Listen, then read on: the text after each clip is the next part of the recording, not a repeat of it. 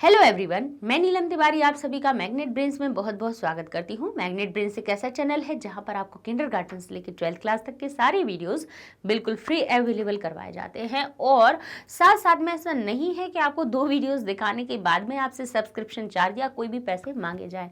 बिल्कुल, चाहे आपकी ओलंपियाड हो, आपका NTSC एग्ज़ाम हो या आपकी पढ़ाई से ज़रूरी जितने भी वीडियोज़ हैं, सब आपको बिल्कुल फ्री यहाँ पर हमारे चैनल पर मिलते हैं। तो पढ़ते रहिए हमारे साथ में। चलते हैं, आज पढ़ने वाले हैं कक्षा 9वीं संस्कृत में चित्र वर्णन को, कि चित्र का वर्णन कैसे किया जाता है। चित्र का वर्णन हालांकि हमने सबको करवाया है, लेकिन एक 1 शॉट रिवीजन में हम आपको आपकी अभ्यासवान भव जो पुस्तक है उसमें से 4-5 चित्रों को हम आपको समझाएंगे। थोड़ा सा इसको हम प्रयास करेंगे कि स्वयं से हम वाक्य कैसे बना पाएं। ठीक है, उसके लिए थोड़ा कुछ चीज़ों की जो ज़रूरत होती है, जो ध्यान देने की बातें योग्य होती हैं, वो क्या होती हैं उनको हम आज बताने वाले हैं। क्योंकि हमने ये चीज़ बच्चों की जो कॉपी बच्चे लिख के आते हैं, चित्र वर्णन जब प्रश्न लिखा जाता है उसका चित्र वर्णन करके आते हैं, तब उसमें हमने इस चीज़ को नोटिस किया कि बच्चे गलतियां कहाँ करते हैं। लिखने के प्रयास करते हैं, बहुत अच्छी बात है कि प्रयास कर रहे हैं आप, लेकिन हम थोड़ा सा उसमें सुधार कर सकते हैं। जैसे कि क्या क्या सुधार होता है, चलिए तो अब पहले प्रश्न देख लेते हैं उसमें कि यहाँ ध्यातव्य है कि प्रत्येक चित्र के साथ दी गई मंजूषा में प्रदत्त पद छात्रों की सहायता के लिए है, लेकिन कि उनका उपयोग अनिवार्य नहीं है। ध्यान कर लीजिए इस चीज को कि ये जो मंजूषा में जो चित्र होते हैं, मंजूषा में जो हमारे पास जो छोटे छोटे से शब्द होते हैं, वो आपकी सहायता के लिए होते हैं। कि अचानक से अगर आपको वाक्य नहीं आ रहा है, अचानक से आपको वाक्य नहीं आ रहा है, तो कम से कम आप मंजूषा को देख के समझ सकते हैं कि भाई हम इस चित्र में से किन किन चीज़ों को लेकर हम वाक्य बना सकते हैं। लेकिन कंपलसरी नहीं है कि मंजूषा के सारे शब्दों का आप प्रयोग कर ही लें। ठीक है, अगर आपको स्वयं से आ रहा है तो आप अपने आप से भी लिख सकते हो। जैसे कि अब जैसे यहाँ हम दिख रहे हैं कि ये हमें एक उद्यान का चित्र दिख रहा है। कैसा दिख रहा है? उद्यान का चित्र। यहाँ पर आप देखेंगे कि अब देखिए उद्यान का, अब जब आप वर्णन करना शुरू कर रहे हैं, ठीक है, आप उद्यान का वर्णन करना शुरू कर रहे हैं, तो सबसे पहली जो चित्र वर्णन की जो लाइन है वो आप किस प्रकार से लिखेंगे उसको सीख लीजिए। आपको सिंपल लिखना है कि इदम चित्रम अस्ति। पहला जो वाक्य है वो इतने अच्छे से बन जाता है और 1 नंबर आपका पक्का। ठीक है, करना क्या है, आपको लिखना है इदम और चित्रम, और यहाँ पे खाली स्थान हम आपको बता रहे हैं कि उसमें भरना क्या है, और लिख दीजिए अस्ति। इतना सीख लीजिए, पहले इतना लिखिए आप, इदम चित्रम अस्ति। यह चित्र है, अब किसका है? उस शब्द में का की के का अर्थ जोड़ने के लिए षष्ठी विभक्ति लगा दीजिए। जैसे मान लीजिए ये उद्यान है, तो आप यहां लिख देंगे उद्यानस्य, उद्यान का। ठीक है, अब नहीं ये तो विद्यालय का अगर चित्र होता तो आप यहां लिखते विद्यालयस्य, षष्ठी विभक्ति लगा देंगे तो का की के का अर्थ उस शब्द में निकल आएगा। तो हमारा पहला वाक्य क्या बन जाएगा कि इदम चित्रम, यह चित्र विद्यालय का है। यह चित्र अब पुस्तकालय का होता तो आप यहाँ पे लिख देते पुस्तकालस्य अस्ति, पुस्तकालयस्य अस्ति, पुस्तकालय का है। अब आप कहते कि पुस्तकालय का नहीं है और किसी चीज का है, तो भाई जिस चीज का हो, घर का हो, तो लिख दीजिए गृहस्य अस्ति। ठीक है, घर का चित्र है, घर का नहीं है, आपका कह रहे हैं कि वन का चित्र है, तो आप लिख दीजिए वनस्य, वन का चित्र है। तो समझ रहे हैं आपको किस प्रकार से पहला वाक्य बनाना है, कि जो आपका चित्र है उसको देखकर बनाना है। अच्छा, एक कंडीशन अब ऐसी भी आती है कि भाई वो जो चित्र आपको दिखाई दे रहा है उसको आप नहीं समझ पा रहे हैं कि ये पर्टिकुलर है कैसा। सिर्फ आपको केवल यहाँ पे मतलब 2-4 बच्चे दिख रहे हैं, या नहीं भी दिखे, हो सकता है कोई आपको बात करते हुए दिख रहा हो कोई, मतलब आप नहीं समझ पा रहे कि वो पर्टिकुलर किस जगह का है। तो फिर आप क्या करेंगे उस परिस्थिति में, क्या करेंगे, तो उसमें आप जो पहला वाक्य बनाएंगे वो इस तरह से बना सकते हैं कि अस्मिन चित्रे, अस्मिन का अर्थ होता है इस, और चित्र में। अब अस्मिन देखिए, जो इस शब्द है वो यह से आता है, ये जो अस्मिन है वो यह के इदम शब्द से आया हुआ है, और वो भी सप्तमी विभक्ति युक्त है। जो इस शब्द होता है यह का ही एक रूप है। यह का ही एक पर्यायवाची है। यह में नहीं कहेंगे, यह चित्र में नहीं कहेंगे, तो इस कह दो तो वो ज़्यादा सार्थक लगता है हिंदी में, जबकि संस्कृत में उसका अर्थ यह है। लेकिन हम क्या कहते हैं कि इस चित्र में, तो चित्र में सप्तमी विभक्ति है, तो उसके साथ में जुड़ा जाने वाला ये जो इस शब्द है यानी यह शब्द है उसमें सप्तमी विभक्ति ही लगा देते हैं, तो इदम हमारा क्या बन जाता है, अस्मिन। अब यहाँ चित्र में लिखना था तो चित्र में भी हमने सप्तमी विभक्ति लगा दी, तो मैं का अर्थ निकल आया। इस चित्र में अब क्या दिख रहा है आपको, जो भी दिख रहा हो, इस चित्र में 2 बालक हैं। अब आपको सिर्फ ये लिखना है कि 2 बालक हैं, आपको बातचीत करते हुए दिखाई दे रहे हैं, कहीं जा रहे हैं या कुछ भी दिखा रहे हैं, तो आप लिख दीजिए अस्मिन् चित्रे, इस चित्र में 2 बालकौ स्तः, 2 बालकौ स्तः, 2 बालक हैं। इस तरह से वाक्य बन गया। अच्छा, अगर आपने उद्यान का लिख दिया है कि यह, अगर आपके पास ऐसी वही स्थिति आ रही है कि आपको पता चल गया कि यह विद्यालय का है, तो फिर उसके बाद वाला ये शब्द हमारा, ये हमारा वाक्य दूसरे नंबर का भी बन जाएगा कि इस बालक में 2 बालक हैं, इस चित्र में 2 बालक हैं, इस चित्र में कई बालक हैं, अनेक बालक हैं। अब आप जैसे अब हम उद्यान का शुरू करें तो हम कैसे बनाएंगे, हम लिख देंगे इदम चित्रम, यह चित्र उद्यानस्य अस्ति, उद्यान का है, तो हमारा ये हो जाएगा इदम उद्यानस्य चित्रम अस्ति। अब आप कहेंगे, आपके मन में आ रहा होगा कि चित्रम तो आप पहले कह रहे थे और बाद में उद्यान से बाद में कह रहे थे, तो संस्कृत में आप आगे पीछे लिखने से उसका अर्थ परिवर्तित नहीं होता है, तो कहेंगे इदम यानी यह उद्यानस्य चित्रम अस्ति, यह उद्यान का चित्र है, यह चित्र उद्यान का है। तो देखिए कोई भी क्रम कहीं पे भी हो गया, उसका अर्थ नहीं बदला है। यहाँ पे भी अगर देखिए उद्यान को अगर पीछे भी लिख देते तब भी अर्थ नहीं बदलता, समझिए, लेकिन विभक्ति सही होनी चाहिए, क्योंकि भाई अर्थ क्रम बदलने पे तभी सही होता है जब उसमें विभक्तियां सही लगी हों, क्योंकि विभक्ति जैसे उद्यान में स्य काकी का अर्थ लेके चल रहे हैं, और मान लीजिए इसको उठा के हमने पीछे लिख दिया, हमने लिखा इदम चित्रम अस्ति उद्यानस्य, उद्यानस्य, उद्यान का, यह चित्र है उद्यान का, तब भी सही हुआ है ना। तो कोई दिक्कत नहीं है कि चित्र यहाँ चला गया या इधर हो गया, आप आराम से क्रम भले ही बदले, लेकिन अर्थ सही होना चाहिए कि यह चित्र है, और जिस चीज का है उसमें षष्ठी आप लगाएंगे सही विभक्ति, अकारांत में सिया लगाएंगे, आकारांत में याह लगाएंगे। इस प्रकार से हम शब्द रूपों में षष्ठी विभक्ति चित्र वर्णन के लिए समझ लेंगे कि हमें क्या करना है।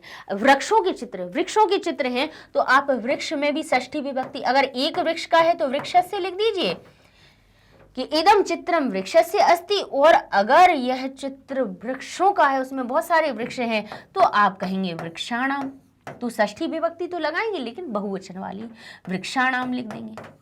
2 वृक्षों का हो तो आप वृक्षयोः लिख देंगे। षष्ठी विभक्ति का द्विवचन भी लगा सकते हैं, अगर 2 वृक्ष है, बहुत सारे हैं तो नाम लगा सकते हैं, ठीक है। तो इस प्रकार से काकी की का अर्थ आप लगाने के लिए षष्ठी विभक्ति का प्रयोग करेंगे, ठीक है। तो इस तरह से आपका पहला वाक्य बन जाता है। अब इसके बारे में, अब हमने कहा कि यहाँ 2 वृक्ष हैं, तो आप चित्र वर्णन में 2 प्रकार से वाक्य बना सकते हैं। यह एक चित्र है, यह एक उद्यान का चित्र है, यहाँ 2 पेड़ हैं। अब आप ये भी कह सकते हो, या फिर ये कह सकते हो कि इस चित्र में 2 पेड़ हैं, 2 पेड़ हैं दिख रहे हैं, तो आप क्या कहेंगे, अत्र यानी यहाँ, यहाँ किस शब्द से बनता है, अत्र से, अत्र, यहाँ, तत्र, वहां, सर्वत्र, सब जगह, अन्यत्र और कहीं, ठीक है, ऐसे याद रखिए, अत्र, तत्र, सर्वत्र और अन्यत्र, ठीक है, याद रखिए, ऐसे ही अव्यय याद रहेंगे हमें। अत्र यानी यहाँ 2 वृक्षौ स्तः, 2 वृक्ष हैं। अब आप कहेंगे वृक्ष 2 थे, तो वृक्ष केवल हम इनका नाम बता रहे थे, वृक्ष कुछ कर नहीं रहे थे, तो वृक्ष को किस विभक्ति से दर्शाएंगे, जब केवल आपको नाम बताना हो, भले ही काम कर रहा हो या नहीं कर रहा हो, क्योंकि भाई शब्द रूपों में, क्योंकि संज्ञा जो शब्द होते हैं, शब्द रूप किसके बनते हैं, शब्दों के रूप, किन शब्दों के रूप बनते हैं, बोले धातुओं के भी रूप बनते हैं और शब्दों के भी रूप, तो वो शब्द होते क्या है, वो शब्द होते हैं संज्ञा, सर्वनाम, विशेषण। इनके रूप बनते हैं। इनके कौन से रूप बनते हैं? इनके सुबंत प्रत्यय लगकर रूप बनते हैं। अब सुबंत प्रत्यय कौन से हो गए? बोले जो विभक्तियों में हम जो विसर्ग जोड़ते हैं, सु औ जस। अब बोले हमें सु तो कहीं दिखता ही नहीं है, सु की जगह वो विसर्ग आ जाता है। जैसे हम कहते हैं बालकः रामः वृक्षः, तो वो सु के स्थान पे विसर्ग का आगमन होता है। कुछ परिवर्तन होते हैं, सूत्र लगाए जाते हैं 5-6, तब हमारा सु से अह तक हमारा, यानी ये जो राम है, राम शब्द में सु लगाया जाता है और फिर वो जाके फाइनली बनता है रामः। सु से लेके विसर्ग तक हमारा एक बहुत प्रक्रिया होती है ना, 5-6 सूत्र लगते हैं, तब जाके ये हमारा रामः शब्द हमें दिखाई देता है। तो ये बताना हम चाह रहे थे कि ये जो हमारे जो किसी का नाम बताना हो तो विभक्ति हमारे पास रूप कितने होते हैं? 21 रूप होते हैं, प्रथमा विभक्ति से लेके सप्तमी विभक्ति तक। प्रथमा से सप्तमी तक अगर देखा जाए तो हर एक शब्द के एक वचन, द्विवचन और बहुवचन के हिसाब से 3 के लेके 7 तक, हर एक में 3-3 होते हैं, तो 7 या 21 रूप बनते हैं। आपके 21 रूप बनते हैं। तो 21 रूपों में से केवल किसी का नाम बताना हो तो कौन सी विभक्ति लगाओगे? प्रथमा, द्वितीया, तृतीया। तो बोले सबके अपने अपने चिन्ह होते हैं। वृक्ष में तो हमें कोई चिन्ह ही नहीं दिखाई दे रहा है, नहीं चिन्ह दिखाई दे तो प्रथमा विभक्ति इसीलिए होती है, केवल नाम बताने के लिए भी प्रयोग की जाती है। कर्ता के लिए तो होती ही है, नाम बताने के लिए भी की जाती है, ध्यान कीजिएगा। तो हम क्या करेंगे? कहा कि यहाँ 2 वृक्ष हैं, तो वृक्ष एक को कहेंगे। पहले हम देखेंगे कि वृक्ष शब्द कैसा बन रहा है। वृक्ष बन रहा है हमारा अकारांत, अकारांत के साथ साथ में है कैसा? पुरलिंग। कहेंगे पुरलिंग कैसे है? पुरलिंग ऐसे है क्योंकि वो सजीव है। लता, लता कैसी है? स्त्रीलिंग है क्योंकि वो सजीव है, उनको हम नपुंसक लिंग में नहीं रखेंगे। पुरलिंग हमारा। अब कहेंगे पत्ता, पत्ता देखिए 2 कंडीशन में होता है, नीचे गिर जाता है तो वो निर्जीव भी हो जाता है, सजीव भी हो जाता है, इसलिए पत्ते को किस में रखते हैं? नपुंसक लिंग में रखते हैं। लेकिन वृक्ष को क्योंकि वो बढ़ने का काम कर रहा है, वो उसके अंदर सारी शारीरिक क्रियाएं हो रही हैं, फिर उसके ये अंग बन रहे हैं, तो वृक्ष हमारा किस में आता है? पुरलिंग में आता है। तो वृक्ष जब प्रथमा विभक्ति में बनाया जाएगा तो प्रथमा विभक्ति एक वचन में उसका रूप बनता है वृक्षः, द्विवचन में बनता है वृक्षौ और बहुवचन में बनता है वृक्षाः। तो अब इसी के अनुसार देखिए हमारी सारी चीजें बन रही हैं। हमने कहा यहाँ, तो यहाँ के लिए लिखा अत्र। अब कहा 2 वृक्ष हैं, तो 2 वृक्ष के लिए हम वृक्षौ भी लिख सकते हैं अकेला, 2 लिखने की जरूरत नहीं है। और अगर लिखना है तो बहुत अच्छी बात है, तो फिर आपको जो द्वि शब्द है यानी जो संख्या 2 होती है उसका भी आपको शब्द रूप कौन सा लेना पड़ेगा? बताइए कौन सा लेंगे? अगर हमारे पास जो शब्द है, शब्द का विशेषण जो बन रहा हो, तो विशेषण में भी वही विभक्ति लगती है जो इस शब्द में लगी हुई है। तो जो संख्या हमारी 2 होती है, हमने संख्या आपको पढ़ाई है, उसमें हमने आपको बताया है कि संख्या 1 से लेके 4 तक हर लिंग के लिए अपना रूप अलग बदल लेती है। जैसे कि अगर 1 को देखा जाए तो 1 पुरलिंग के लिए बनता है एकः, स्त्रीलिंग के लिए बनता है एका और नपुंसक लिंग के लिए बन जाता है एकम। तो जैसे अगर वृक्ष 1 होता तो कहते एकः वृक्ष, अगर लता 1 होती तो कहते एका लता, और एक फल होता तो कहते एकम फलम। ठीक है, 2 भी ऐसे ही अपना रूप बदल देता है। कैसे? अगर पुरलिंग के लिए है तो वो रहेगा द्वौ, क्या रहेगा? द्वौ वृक्षौ। अब अगर यहाँ पे लता 2 होती तो कहते द्वे लते, और अगर फल 2 होते तो हम कहते द्वे फले। ठीक है, अब इसी प्रकार से आ जाते हैं 3, संख्या नंबर 3। 3 को क्या कहते हैं संस्कृत में? तो हमारा अगर पुरलिंग के लिए बना रहे हैं तो उसको त्रयः कहा जाएगा, स्त्रीलिंग के लिए बनाया जा रहा है तो तिस्त्रः कहा जाएगा, और अगर किसके लिए बनाया जा रहा है? हमारे नपुंसक लिंग के लिए बनाया जा रहा है तो त्रीणि कहा जाएगा। इसी प्रकार से 4 के लिए, पुरलिंग के लिए बनता है हमारा चत्वारः। यहाँ पे जो स्त्रीलिंग के लिए अगर 4 लताएं हैं तो हम यहाँ पे लिखेंगे चतस्त्रः, और अगर हमारे किसके लिए? नपुंसक लिंग के लिए, जैसे चत्वारः वृक्षाः, चतस्त्रः लताः, और चत्वारि हमारा बनेगा किसके लिए? नपुंसक लिंग के लिए, तो हम लिखेंगे चत्वारि फलानि। ठीक है, तो संख्याएं जो होती हैं और संख्या होती पता है क्या है, संख्या संस्कृत में क्या बन जाती है, संख्या तो रहती है, स्वयं में संख्या रहती है, लेकिन वो विशेषण का भी काम करती हैं। यानी किसी शब्द के सामने लगकर, आगे लगकर उसकी विशेषता बता देती है कि 2 वृक्ष, 2 आदमी, 2 बालक, 1 लड़का, 4 लड़कियां, 5 फल। तो संख्याएं जो होती हैं वो कहते हैं कितने, 5, तो 5 शब्द उसकी विशेषता बन जाता है। तो यहाँ पे जैसे हमने वाक्य लिख रहे थे कि यहाँ 2 वृक्ष हैं, ठीक है। अब अगर यहाँ पे वृक्ष में भी हमें लिखना है, ये तो हमारा भाई अव्यय हो गया, तो इसका में तो कोई परिवर्तन करना नहीं है। तो अगर वृक्ष 2 हैं तो वृक्ष में अगर हम प्रथमा विभक्ति का द्विवचन लगा रहे हैं तो 2 संख्या भी पुल्लिंग के जैसे द्वौ बन जाएगी, उसमें भी समान विभक्ति, प्रथमा विभक्ति ही लग जाएगी। और ये भी ध्यान कीजिए, इन सब की अपनी अपनी विभक्तियां भी होती हैं, इनके भी अपने आप के 7 रूप होते हैं। एक यानी पुल्लिंग के लिए बना हुआ है तो ये सिर्फ प्रथमा विभक्ति में है। इसकी द्वितीय विभक्ति बनती है एकम, फिर इसके बाद तृतीय विभक्ति बनती है पुल्लिंग वाली बोले एकेन, फिर चतुर्थी बनती है एकस्मै, पंचमी विभक्ति में एकस्मात्, षष्ठी में एकस्य और सप्तमी में एकस्मिन्। हम देखते हैं ना क्यों इनमें विभक्तियां लगाई जाती हैं, क्योंकि अगर ये संख्या कभी मान लीजिए कि यहाँ पर संख्या 1 है और लिखा है एक गांव में, अगर हमने यहाँ संख्या लिखा है एक गांव में, आपने बहुत बार पढ़ी होगी ये चीज लेकिन कभी ध्यान नहीं किया, लेकिन अब हम आज को आपको बता रहे हैं। जैसे गांव में शब्द में का अर्थ लगा हुआ है, में का अर्थ लगाने से हमें क्या लिखना है यहाँ पे, ग्रामे, ग्रामे। तो ये जो एक है तो अब इसको हम एक या एकम नहीं लिखेंगे, अगर इसके आगे वाले विशेष शब्द में, संज्ञा शब्द में सप्तमी है तो एक में भी सप्तमी विभक्ति लगानी पड़ेगी। तो अगर गांव में ग्रामे में सप्तमी विभक्ति लगी, ग्राम में सप्तमी विभक्ति लगी है तो एक में भी सप्तमी विभक्ति लगानी पड़ेगी और हम कहेंगे एकस्मिन् ग्रामे।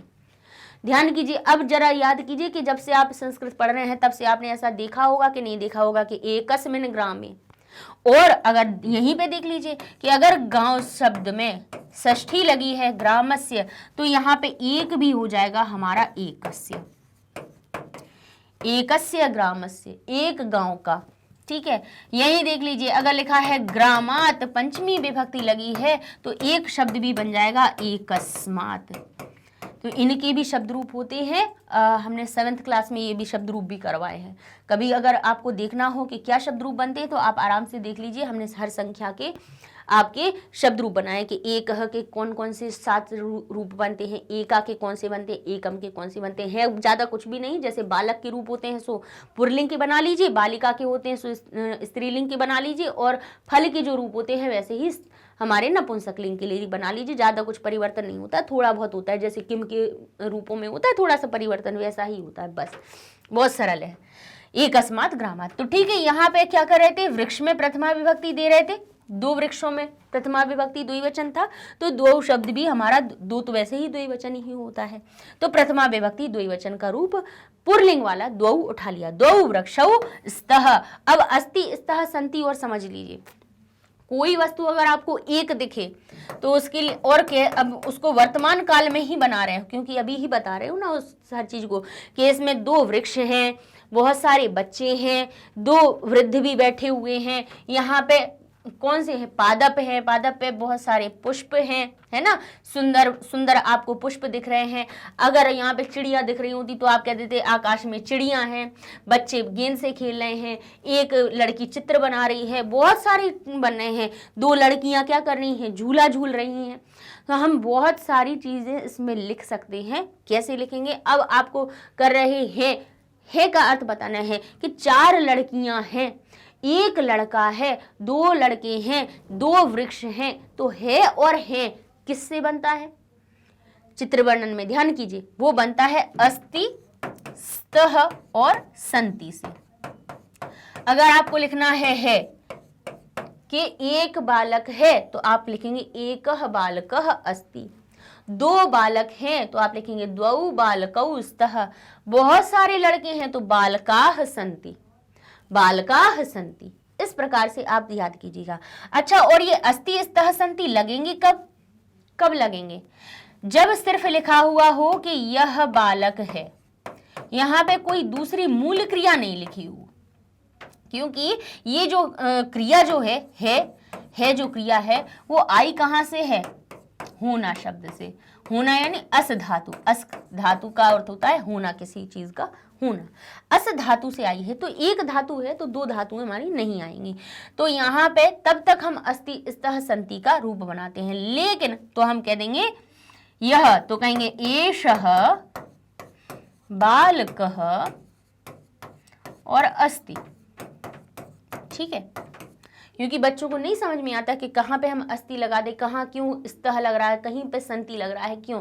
क्योंकि रचना आपको स्वयं करनी है, तो हमें ये वाक्य केवल नहीं बताने हैं कि हमने ये 4 वाक्य बता दिए और आपने पढ़ लिए इनको, क्योंकि ज़रूरी नहीं है चित्र आपका कहीं से भी आ सकता है। तो चित्र का वर्णन करना हमें आपको सिखाना है, ठीक है ना। तो हमने एक तो विशेषण विशेष बता दिया कि आपको 1 2 संख्या जो भी लिख रहे हो उसको इस तरह से ध्यान करना कि आगे वाले शब्द में आप क्या विभक्ति लगाने वाले हो, है ना। एक लड़के को देखा, अब देखिए ध्यान कीजिए, हमने जैसे कहा एक लड़के को देख रहा है, एक लड़के को देख रहा है, तो आप कहेंगे एक और लड़के और को, उसमें आ रहा है को। अब लड़के में अगर को आ रहा है तो बालक में हमें द्वितीय विभक्ति लगानी पड़ेगी, तो बालक हो जाएगा बालकम, को का अर्थ बताने के लिए। तो एक भी अब हमारा एक ना हो के हो जाएगा एकम बालकम। ठीक है, ऐसे याद रखिएगा। पहले हिंदी की बना लीजिए, हम तो कह रहे हैं हिंदी की बना लीजिए वाक्य, हिंदी से फिर संस्कृत में परिवर्तित कर लीजिए। संख्याएं समझ में आ गई हैं? चलिए तो इनको हटा देते हैं अपन, ठीक है ना, बोर्ड खाली कर लेते हैं और कुछ अच्छा सा समझाएंगे अपन। देखिए, तो अस्ति स्तः संति आ गया, और ये अस्ति स्तः संति कब लगती हैं? जबकि इनमें और कोई मूल क्रिया दूसरी नहीं हो रही होगी। अगर जैसे हमने कह दिया कि यहाँ पे खेल रहे हैं, हम कहें यहाँ लड़के खेल रहे हैं, गेंद से खेल रहे हैं, बाद में बताएंगे, लेकिन पहले समझ लिया हमने कहा यहाँ या इस चित्र में लड़के गेंद से खेल रहे हैं, गेंद से खेल रहे और हैं। अब यहां देखिए, अब आप कहेंगे इस चित्र में, तो चित्र में क्या लगा हुआ है? सप्तमी विभक्ति। तो चित्र में पहले सप्तमी विभक्ति लगा के कहा हमने चित्रे, तो ये इस शब्द है, इस या उस, ध्यान कर लीजिए। अब हिंदी में जब अपन लिखते हैं तो हिंदी का तो जल्दी आ जाता है, संस्कृत में कहते हैं कि इस और उसके शब्द रूप कौन से होते हैं? तो इस जो शब्द है वो होता है यह का पर्यायवाची, ठीक है। यह और यह दो चीजों से बनता है संस्कृत में, एक तो इदम से बनता है और एक एतत् से बनता है, ठीक है। तो हम चाहे तो अस्मिन् चित्रे भी लिख सकते हैं या एतस्मिन् चित्रे भी लिख सकते हैं।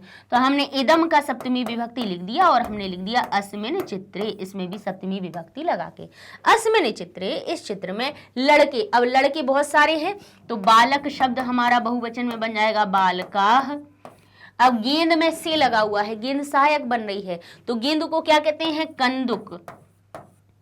क्या कहते हैं? कंदुक। लेकिन से कह रहा है, इसमें आप विभक्ति जोड़िए, कौन सी? तृतीया, तो हो जाएगा कंदुकेन, यानी कंदुक के साथ, ठीक है। कंदुकेन यानी गेंद के साथ। और कौन सी गेंद है? फुटबॉल है, वॉलीबॉल है या फुटबॉल है? तो ये तो कह रहे हैं हमारी कौन सी? फुटबॉल है।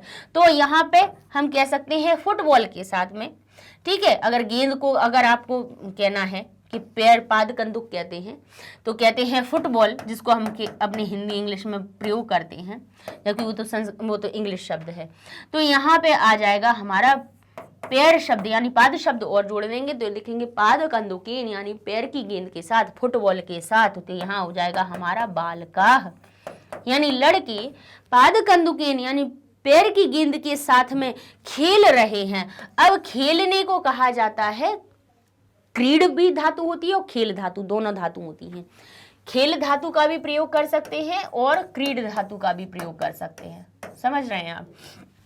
तो ध्यान कीजिए आप कि अगर आप कहते हैं खेलंती या कहते हैं क्रीडंती, तो यहां लिख दिया हमने क्रीडंती, ठीक है। जब मूल क्रिया हो रही है तो आपको पता है, तब आपको अस्ति स्तः संति नहीं लगाना है। अब आप नहीं लिखेंगे क्योंकि क्रीडंती संति, ऐसा नहीं लिखेंगे, समझ रहे हैं? ये जो है और है का हमने जो प्रयोग बताया है वो कब लगाएंगे, जब कोई मूल क्रिया नहीं हो रही होगी तब, ठीक है। लेकिन अगर यहाँ पे कोई क्रिया हो रही है तो आपको पता है कि क्यों है का अर्थ नहीं बना रहे हैं, क्योंकि क्रीड धातु में जो अंति लगा हुआ है ना, वो है का अर्थ लेके बैठा हुआ है कि खेल रहे हैं, खेलते हैं, ते हैं और रहे हैं का अर्थ अंति जो लगा हुआ है उसने अपने अंदर समाहित कर रखा है। इसीलिए फिर हमें बार बार लगाने की जरूरत नहीं है कि क्रीडंती संति लगाएं हम, क्योंकि अंति में, ये संति में भी तो अंति होता है, जो ये भी है का अर्थ लेके बैठा होता है और ये भी लेके बैठा होता है, तो एक जब बोल रहा है तो हमें दूसरे को लगाने की क्या जरूरत है, इसीलिए नहीं लगाते, ठीक है ना।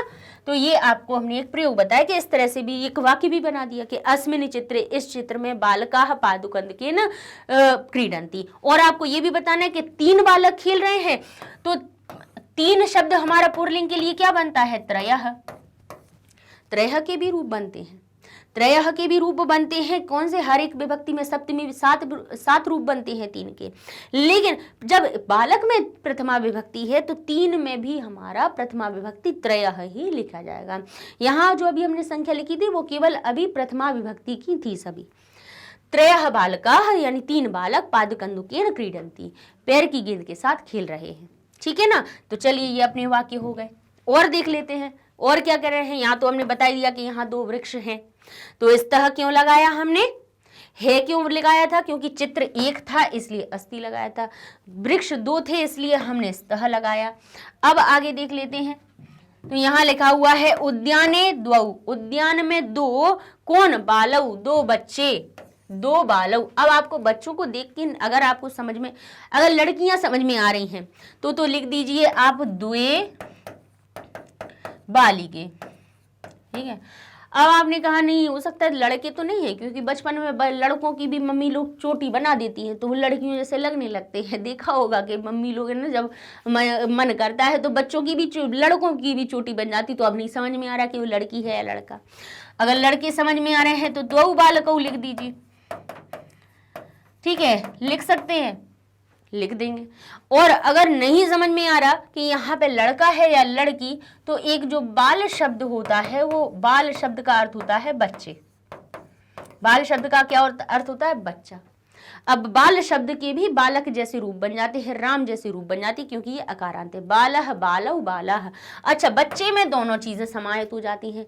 फिर ना ही हमें ये देखना है कि स्त्रीलिंग है पुल्लिंग है, लड़की या लड़का है। बालह लिख दीजिए, बच्चे का काम हो जाएगा।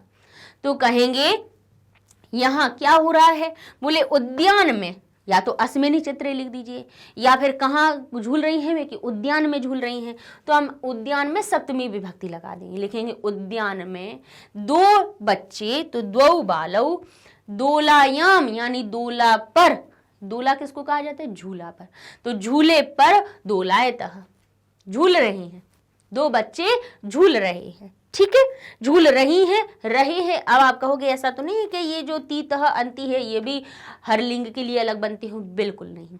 लड़की के लिए भी दोलायतः भी लिखेंगे, ठीक है। यहाँ पे अगर कहें दोलयतः लिखेंगे, और अगर हमारा पुल्लिंग होता तब भी दोलयतः लिखेंगे।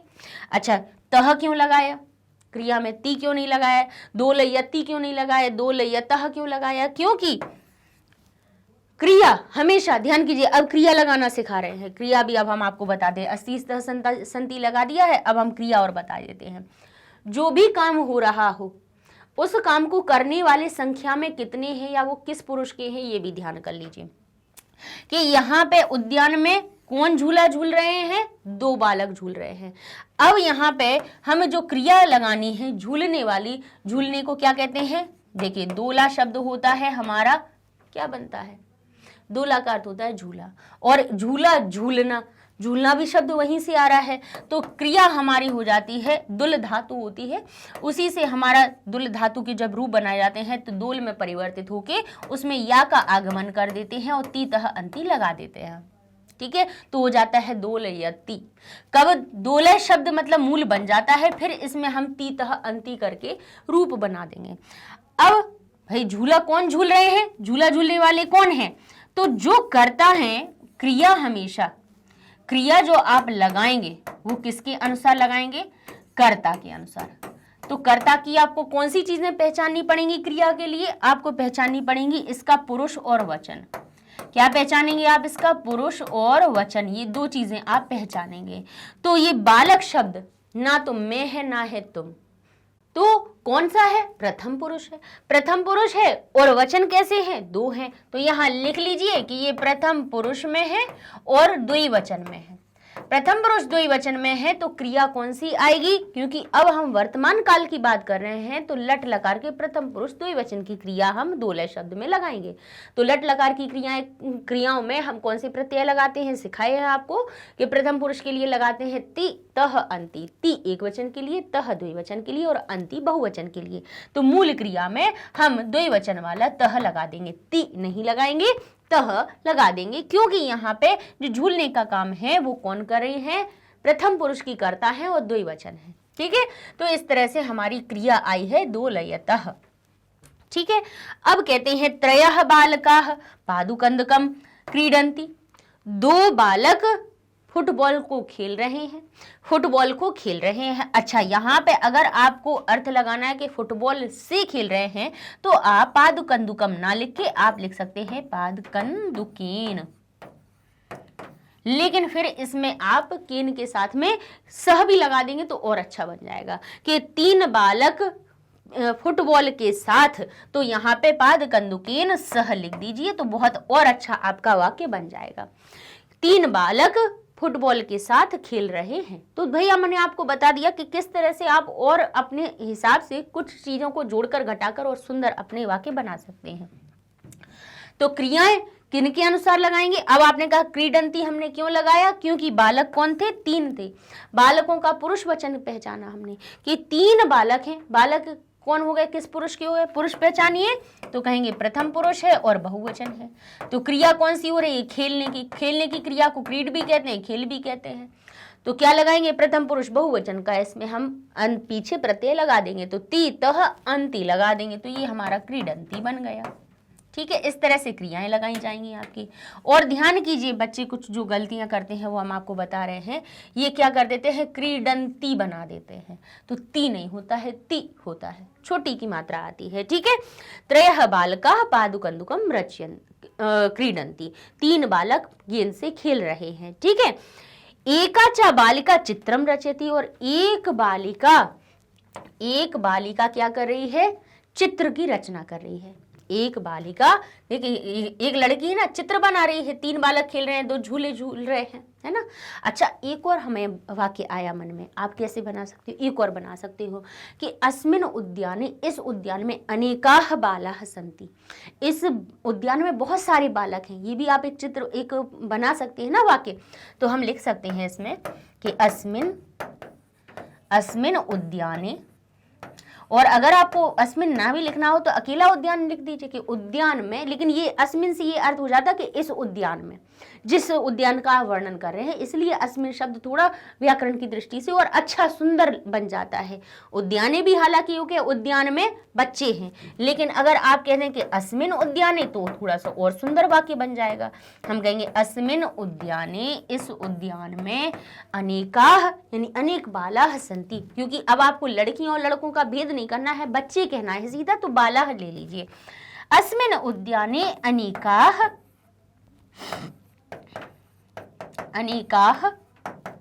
बालाः, और अब क्या कहेंगे? है, खेलना हिलना कुछ नहीं बताना है, केवल मूल क्रिया में के आपको संज्ञा के साथ में है और है का अर्थ प्रयोग करना है तो अस्ति स्तः सन्ति लगाएंगे, अस्ति स्तः सन्ति लगा देंगे। अस्मिन् उद्याने अनेका बालकाः सन्ति, क्योंकि एक नहीं है, दो नहीं है, बहुत सारे बच्चे हैं, इसलिए सन्ति लिख दिया।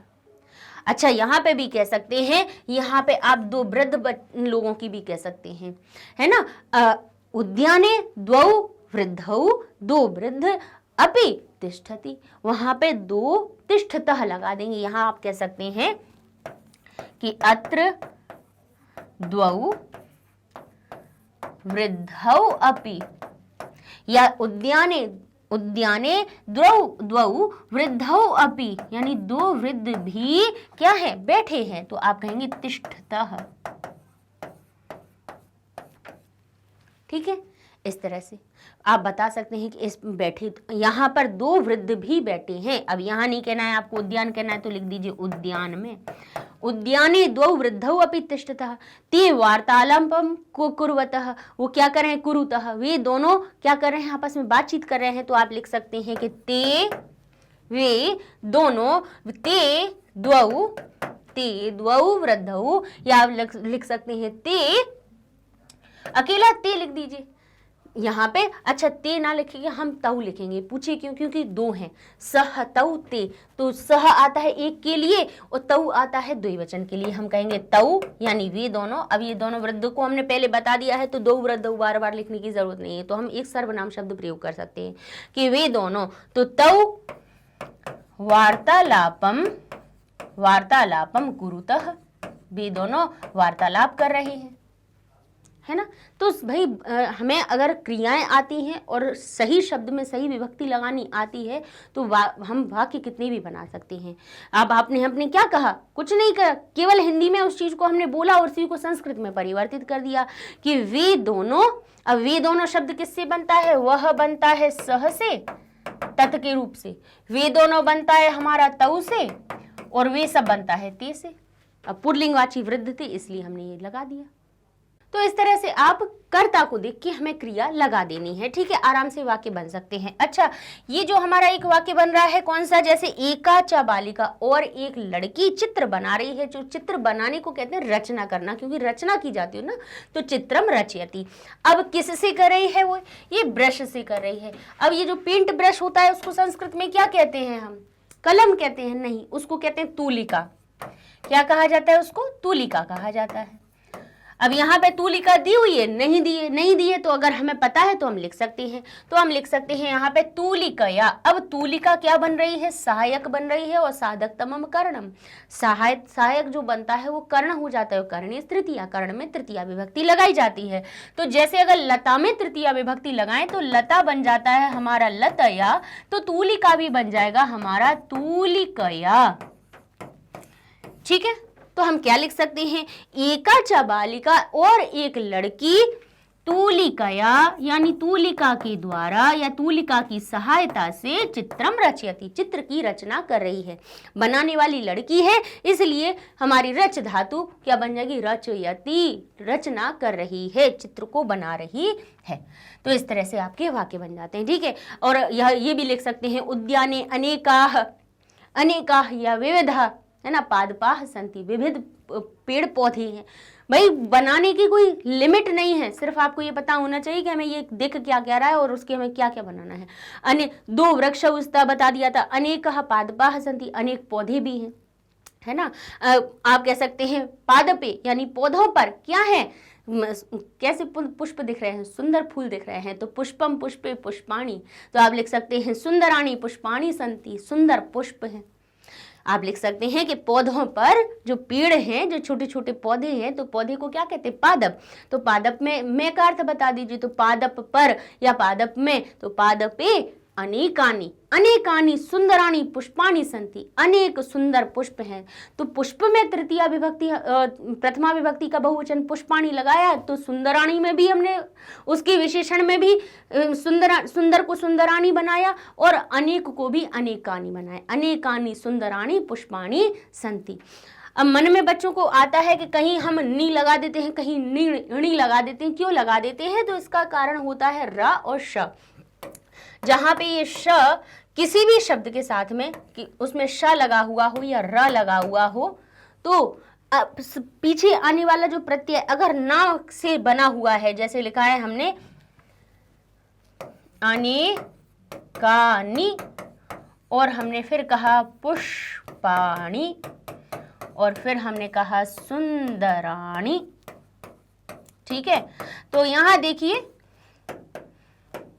इस र की वजह से आगे आने वाला ये जो ना था, ना जो लिखा हुआ था, वो क्या बन गया, ना में परिवर्तित हो गया। इस श, यानी श अगर है किसी पद में और र है किसी पद में, किसी पद में श और र है और आगे अगर उसमें प्रत्यय जोड़ना है तो न वाला प्रत्यय ण में परिवर्तित हो जाएगा। जैसे आपने देखा होगा रामेण और बालकेन, रामाणाम बालका नाम, देखा है ना। ये परिवर्तन क्यों होता है? तो इसलिए होता है। तो ध्यान कीजिएगा कि सुंदर में सुंदरानी नहीं लिखना, उसको सुंदरानी लिखना। अनेक को अनेकानी नहीं लिखना, अनेक को अनेकानी लिखना, क्योंकि उसमें कहीं पर भी ये हमारा र और श नहीं दिया हुआ है। ठीक है, तो ये हो जाता है आपका चित्र वर्णन। समझ में आ रहा है कि हमें कैसे करना है। नहीं होते वाक्य आप स्वयं भी बना सकते हैं। तो चलिए अब अपन कुछ यहाँ पर भी दूसरा चित्र देख लेते हैं। दूसरा चित्र देखते हैं और उसके स्वयं से बनाने की पहले कोशिश करेंगे, फिर बाद में हम इनको देखेंगे। तो मंजूषा में शब्द कैसे कैसे दिए हुए हैं आप देख सकते हैं। खेलंती यानी खेल रहे हैं, समझ में आ गया, खेल रहे हैं। फुटबॉल क्रीड़ा, फुटबॉल क्रीड़ा खेल रहे हैं। वृक्षाह यानी बहुत सारे वृक्ष हैं, समझ में आ रहा है ना। बालाह, ये जो शब्द है ना, ये हमें सहायता करते हैं कि एक इससे बना दो वाक्य, एक इसका लेकर बना दो, नहीं आपका बन जाएगा। मतलब 5 वाक्य तो आप आराम से बना ही देंगे। फुटबॉल, पश्यंती देख रहे हैं। अब देख रहे हैं, कौन देख रहे हैं? देखने वाले ये हैं, तो इनके बारे में बता देंगे कि कौन कौन है।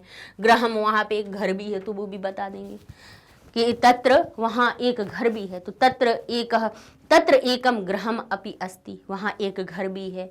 अनेकाः वृक्षाः सन्ति, अस्मिन् चित्रे, इस चित्र में अनेकाः वृक्षाः सन्ति, अनेक वृक्ष हैं। ठीक है, अब आप कह सकते हैं अब ये कहाँ खेल रहे हैं? कोई मैदान तो दिखाई नहीं दे रहा है, खेल का मैदान तो नहीं है, लेकिन क्षेत्र तो है, कोई जगह तो है, तो आप क्षेत्र भी लिख सकते हैं, है ना। तो इस प्रकार से हम लिखेंगे। चलिए अच्छा, क्रीड़ांगण, यहाँ क्रीड़ांगण भी बता सकते हैं कि क्रीड़ांगण है, खेल की जगह है। अच्छा, जैसे हम कहते हैं ना आंगन, तो आंगन शब्द भी यहीं से हमारा प्रकट हुआ है। तो कहते हैं क्रीड़ांगण, क्रीड़ा का अंगन, क्रीड़ा जहाँ पर की जाए। तो अब हम क्या कहेंगे? इसको पहले बताएंगे कि यह चित्र किसका है। तो भाई अगर खेल रहे हैं तो वो क्रीड़ांगन हो गया। ठीक है, अगर खेल रहे हैं तो वो क्या हो गया? क्रीड़ांगन हो गया। तो हम लिख देंगे कि इदम चित्रम क्रीड़ांगणस्य अस्ति। तो लिख दीजिए इदम चित्रम क्रीड़ांगणस्य अस्ति, यह चित्र क्रीड़ांगन का है। अब इसमें क्या है? अत्र अनेकाः वृक्षाः सन्ति, तो आप लिख सकते हैं अत्र या तत्र लिख दीजिए। यहाँ अनेक वृक्ष हैं लेकिन दूर हैं, तो तत्र लिख दीजिए, तत्र अनेकाः वृक्षाः सन्ति। अब वृक्ष बहुत सारे हैं, तो वृक्ष का बहुवचन का रूप लिखा वृक्षाः, जैसे कि अब हम समझा चुके हैं आपको। तो अनेक शब्द भी बहुवचन वाला लिखा अनेके, अत्र अनेके वृक्षाः सन्ति। फिर हम लिखेंगे क्रीड़ांगने, यानी क्रीड़ांगन में एकम गृहम अपि अस्ति, एक घर भी है। तत्र षट बालाः, अब यहाँ पे कितने बच्चे खेल रहे हैं ये देख लो, 1 2 3 4 5 6, 6 खेल रहे हैं। तो 6 को संस्कृत में क्या कहते हैं? षट। अब आप कहेंगे ऐसा तो नहीं है कि पुल्लिंग के लिए षट कुछ और अलग रूप बनाता हो, नहीं। 1 से लेके जो 4 तक की गिनतियां हैं ये सारे पुल्लिंग, स्त्रीलिंग और नपुंसक लिंग के लिए अलग अलग रूप बनाती हैं, लेकिन 5 से लेके फिर जितनी भी संख्या बनती है वो सब कैसी बनती है? समान बनती हैं। तो हम लिखेंगे तत्र, वहां पर षट बालाः, वहां पे 6 बालक फुटबॉल क्रीड़ाम, फुटबॉल क्रीड़ा को खेल रहे हैं, फुटबॉल का खेल खेल रहे हैं। पाद कंदुक क्रीड़ाम, ये भी लिख सकते हो। अगर आपको भाई यहाँ फुटबॉल है सो लिख दिया यहाँ पे, वहां पे पाद कंदुक लिखा हुआ होता तब भी हम वही लिखते, पाद कंदुक क्रीड़ाम क्रीडंती, खेल रहे हैं। फिर हम क्या कह सकते हैं? तान, उनको, उनको देख कौन रहा है? उनको माता पिता और 2 बच्चे देख रहे हैं। उन बालकों को माता पिता और 2 बालक देख रहे हैं। तो हम क्या कहेंगे? तान यानी उनको।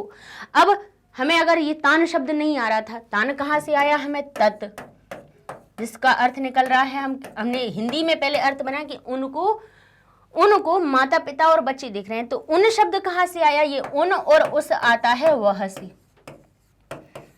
वह में से आता है। और इसके पीछे देखें कि कौन सा हमारा विभक्ति चिन्ह जुड़ा है, उनके साथ में को लगा है, उसमें से लगा है, उसके लिए लगा हुआ है। तो इनके हिसाब से हम विभक्ति लगा देते हैं। कैसे विभक्ति लगाएंगे? कहा उनको यानी वह शब्द की हमें को यानी द्वितीय विभक्ति लगानी है, क्योंकि द्वितीय विभक्ति कर्म कारक का ही चिन्ह को होता है।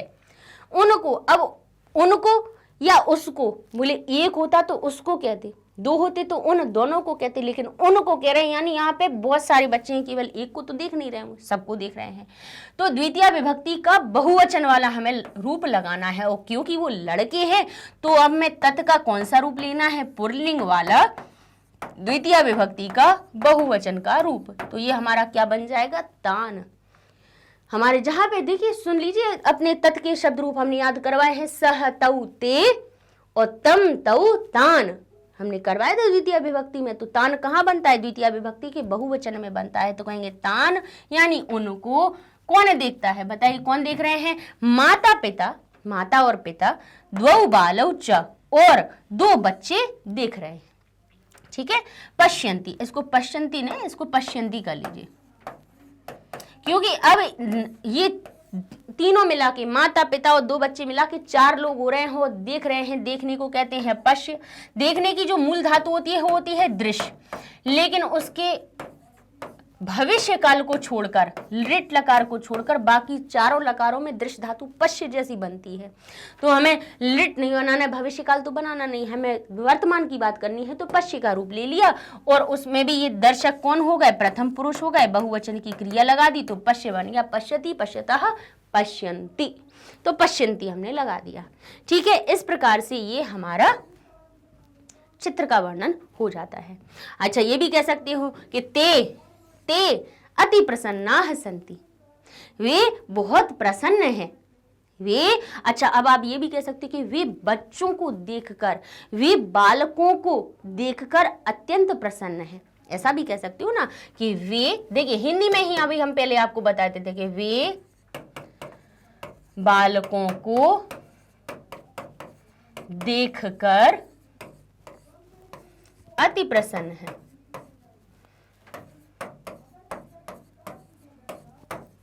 ठीक है, तो आप क्या लिख सकते हैं कि वे, यानी वे कौन? अब जो वे देखने वाले ये सब लोग हैं, तो वे का अर्थ आ गया ते से। ठीक है, हमने कहा ते बालकों को, तो आप कहेंगे बालकान। बालकान देखकर, देखना किससे होता है? दृश्य धातु से। एक तो प्रत्यय कर और कर के का अर्थ लगाना है, तो एक तो प्रत्यय लगा देंगे, तो ये हो जाएगा दृष्ट्वा। क्या हो जाएगा? दृष्ट्वा। ते बालकान दृष्ट्वा अति प्रसन्नाः सन्ति, अत्यधिक प्रसन्न है। प्रसन्नाः, प्रसन्नाः और फिर लिख देंगे सन्ति। ठीक है, इस तरह से भी बना सकते हो। तो ये है कि कोई दिक्कत नहीं है, आप आराम से देखो, इन सब के दिखा दिए, बहुत सारे वृक्षों के बारे में बता दिया, बस। तो ये हमारा बन जाता है चित्र वर्णन। कोई बड़ी बात नहीं है चित्र का वर्णन करना। चलिए अब चलते हैं हम आगे अगले अपने चित्र पर, जिसमें कि अब हमें दिख रहा है, पहले चित्र को देखिए ध्यान से, जो जो चीजें दिखाई दे रही हो बस उनको ध्यान कर लीजिए कि हमें क्या क्या चीजें जो दिख रही हैं उन्हीं के बारे में लिखना है। यहाँ पे हमें बच्चे दिख रहे हैं तो आप बच्चों के बारे में लिख देंगे। यहाँ जैसे हमारी मंजूषा में है, मंजूषा क्या कह रही है? धावंती, दौड़ रहे हैं। प्रसन्ना, प्रसन्न होकर दौड़ रहे हैं। संति यानी है, हस्तौ यानी हाथों को, मेलित्वा मिला करके, हाथों को मिला करके, अब हाथों को मिला करके वे लोग प्रसन्न हो रहे हैं। अपन ऐसा वाक्य बना देंगे। कन्या, कन्या भी दिख रही है। अब कन्या एक नहीं है, बहुत सारी हैं, तो अपन एक के लिए भी बना सकते हैं, 2 के लिए भी बना सकते हैं, सभी लड़कियों के लिए भी बना सकते हैं। वेशभूषा धारयंती, वेशभूषा धारण कर रखी है, कैसी कर रखी है तो बता दीजिए कि अच्छी वेशभूषा धारण कर रखी है। अस्ति यानी है हसंती, हंस रहे हैं, आपस में मिलकर हंस रहे हैं। तो अब हमें समझ में आ गया कि हम कैसे कैसे वाक्य बना सकते हैं कि ये एक किसकी दुकान है। भाई दिख तो रही है, ये शॉपिंग मॉल, देखो एस्केलेटर्स दिख रहे हैं यहाँ पे, है ना, शॉपिंग मॉल दिख रही है, यानी यहाँ ये क्या है? एक हमारी वस्त्र की दुकान है, ऐसे ही दिख रहा है। चलिए तो इसके लिए हम पहले क्या बनाएंगे? इदम चित्रम, यह चित्र किसका है? वस्त्र विपणेह अस्ति, वस्त्रों की जो दुकान है उसका है। तो हम लिखेंगे इदम चित्रम, यह चित्र वस्त्र विपणेह अस्ति, वस्त्र की विपणन का है, वस्त्र की दुकान का है। अब इसमें कौन कौन है बताइए?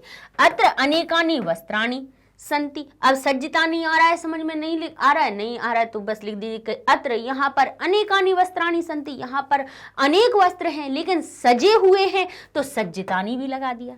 यहाँ अत्र अनेकानि वस्त्राणि सज्जितानि संति, यहाँ पर अनेक वस्त्र सजे हुए हैं। फिर कहेंगे स्वकन्या। अब देखिए पिताजी अपनी कन्या को दूसरी कन्या से मिला करके खुश हो रहे हैं, तो हम इस तरह से लिखते हैं, ठीक है। स्वकन्या, अपनी कन्या को, कन्याभ्यः, दूसरी कन्या से मिलित्वा, मिला करके, पितरौ, माता पिता, प्रसन्नौ स्तः, माता पिता प्रसन्न हो रहे हैं। लेकिन एक पिताजी ये खड़े हैं, दो खड़े हैं, तो दोनों पिता आपस में मिलाकर खुश हो रहे हैं, ऐसा भी वाक्य बना सकते हैं। तो पितरौ, और पितरौ शब्द जो है, एक तो पितृ शब्द का द्विवचन भी होता है प्रथमा विभक्ति में, यानी दो पिताओं के लिए भी होता है, और पितरौ शब्द एक हमारा एक शेष द्वंद्व का भी रूप होता है। एक शेष द्वंद्व क्या होता है, जिसमें क्या होता है, माता च पिता च। अब इनको हम जब एक में बनाते हैं, जब दोनों को एक किया जाता है, तब माता का लोप करके पिता की ही द्विवचन की विभक्ति लगा देते हैं, तो पितरौ शब्द बन जाता है। तो पितरौ शब्द दो जगह अर्थ बताता है, एक तो माता और पिता का, और एक पिता के द्विवचन का रूप भी बताता है। ठीक है, तो इस तरह से कह रहे हैं पितरौ प्रसन्नौ स्तः, दोनों पिता प्रसन्न है। ठीक है, आगे कहते हैं तत्र अनेकानि सुंदराणि वस्त्राणि विक्रयितुं सन्ति, यहाँ पर अनेक वस्त्र बेचने के लिए हैं, सजे हुए हैं और बेचने के लिए भी हैं। बालाः परस्परम मिलित्वा हसन्ति, बालक बच्चे आपस में मिलकर हंस रहे हैं, आपस में मिलकर हंस रहे हैं। अब यहाँ पे देख सकते हो कि एक लड़की क्या कर रही है, वस्त्रों को देख रही है ना। एक लड़की क्या कर रही है, एक लड़की कह दो या दो लड़कियां कह दो, आप ये लोग तो आपस में मिल रहे हैं, मेल मिलाप कर रहे हैं, वस्त्रों से कोई लेना देना नहीं है। लेकिन बाकी के ये क्या कर रही हैं, ये दो लड़कियां देख रही हैं, क्या देख रही हैं, वस्त्रों को देख रहे हैं। तो आप कह सकते हैं कि द्वे बालिके, यानी दो लड़कियां,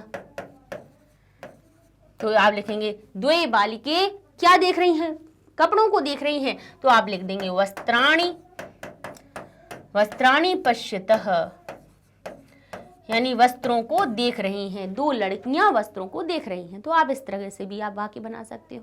जरूरी नहीं है कि आप इतना ही बड़ा लिखो कि कन्या को कन्या से मिलाकर पिताजी प्रसन्न हो रहे हैं, नहीं लिखो, कोई दिक्कत नहीं है, दो लड़कियां वस्त्र देख रही हैं, है ना।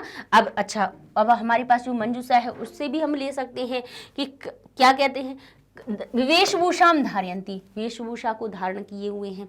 तो आप क्या लिख सकते हैं, सर्वे बाला, यानी सभी बच्चे, या बच्चे लिख दीजिए, सर्वे नहीं लिखना, बच्चे अकेला लिख दीजिए, या सभी लिख देंगे तो बहुत अच्छी बात है कि सभी बच्चे, सर्वे बाला यानी सभी बच्चे। अब आप कह सकते हो तो कैसे वस्त्रों को धारण किए हुए हैं, वेशभूषाम धारयन्ति, वेशभूषा को धारण किए हुए हैं, लेकिन कैसे वस्त्रों को धारण किए हुए हैं, सुंदर वस्त्रों को। तो आप कह सकते हैं सुंदराणि वस्त्राणि, सुंदराणि वस्त्राणि धारयन्ति। वेशभूषा की जगह हमने धारयन्ति सुंदराणि वस्त्राणि कर दिया कि सर्वे बालाः, सभी बच्चे सुंदराणि वस्त्राणि धारयन्ति, धारण किए हुए हैं। तो इस तरह से लीजिए वाक्य बना दिया, कोई दिक्कत आ रही है नहीं है ना। क्या कहा हमने कि सभी बच्चे सुंदर वस्त्र पहने। भाई मॉल में जाओगे शॉपिंग करने तो अच्छे ही कपड़े पहन के जाओगे ना, ऐसे कोई भी तो उठा के नहीं पहन जाओगे, सुंदर पहन के जाते हो, बच्चे भी सुंदर पहने हुए, अच्छे अच्छे फ्रॉक दिख रही है ना। तो इस तरह से, है ना। अच्छा, वे सभी प्रसन्न हैं, ये भी लिख सकते हो। ते सर्वे वाला, वे सभी बच्चे बहुत प्रसन्न दिखाई दे रहे हैं, तो आप लिख सकते हैं ते सर्वे बालाः प्रसन्नाः सन्ति। अत्र सर्वे बाला, यहाँ सभी बच्चे प्रसन्न हैं। भाई बच्चे जब शॉपिंग पे जाओ तो बच्चे तो खुश हो जाते हैं, जब बड़े बड़े खुश हो जाते हैं, बड़े लोगों को भी मज़ा आता है, शॉपिंग के लिए जा रहे हैं, तो फिर बच्चे तो बच्चे ही, उन्हें तो और भी चीज़ें दिखती हैं। लेकिन दुखी कब होती हैं, ये भी कहानी सुन लीजिए। दुखी कब हो जाते हैं कि शॉपिंग में गए और वहाँ पे पसंद की चीज़ नहीं दिलवाई, बस फिर तो जो मुंह बनेगा वो वहाँ से बनना शुरू होगा, और घर तक पहुँचते पहुँचते भी बनेगा और दूसरे दिन भी बना रहेगा कि हमें दिलवाई नहीं।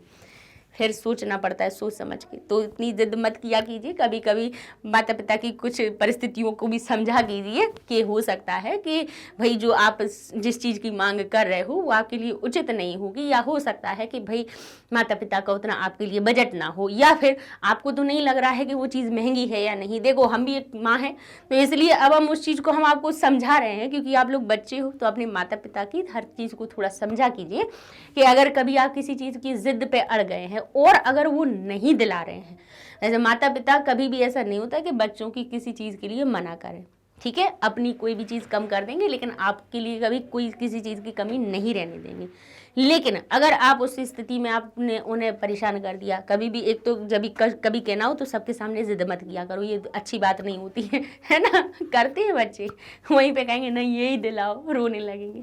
नहीं करना है ऐसा, क्योंकि उस चीज़ को समझिए कि हो सकता है कि आप नहीं इतनी समझ के जो चीज़ आप मांग रहे हो उसमें क्या पता नहीं कितना मूल्य है, वो उस मूल्य की है भी या नहीं।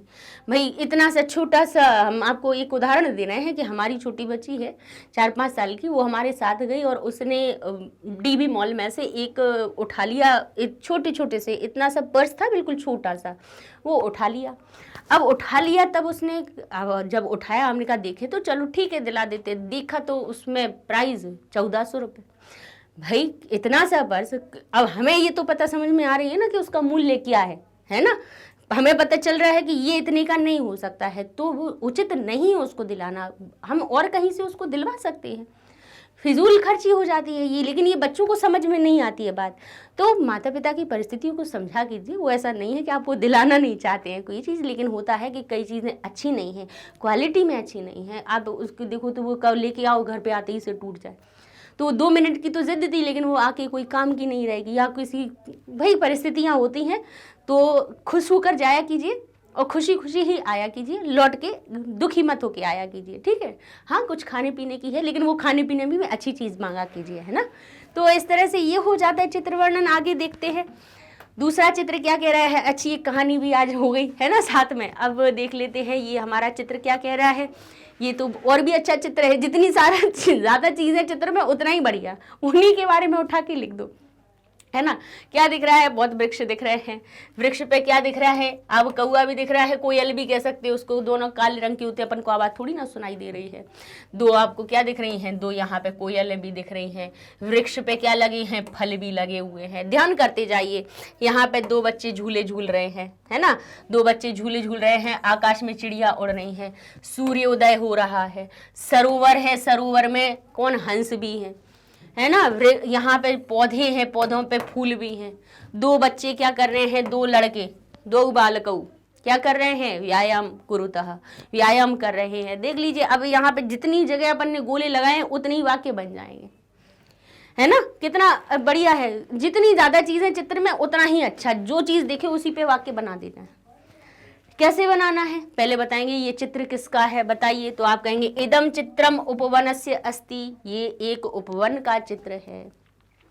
वन के पास में जो चीज, जो छोटा सा, उप या वन यानी पास में, उपवन का अर्थ क्या होता है, पास में, उप का अर्थ पास में, वन, पास में जो वन जैसी स्थान हो उसको उपवन कह देते हैं। उद्यान एक अलग चीज हो जाती है, बगीचा जो प्रॉपर बनाया जाता है। उपवन ऐसा हो जाता है जो बनाया नहीं है, लेकिन वहां पे घर नहीं है, आसपास फूल है, पौधे हैं, पेड़ हैं, फल लगे हैं, सरोवर है, तो इस तरह का उसको उपवन कह दिया जाता है। तो हमने कह दिया यह है चित्र उपवन का है।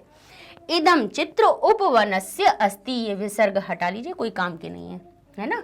स्या के साथ में विसर्ग नहीं आएंगे, देखिए क्रॉस किया, ये बढ़िया की मात्रा नहीं समझ लीजिएगा।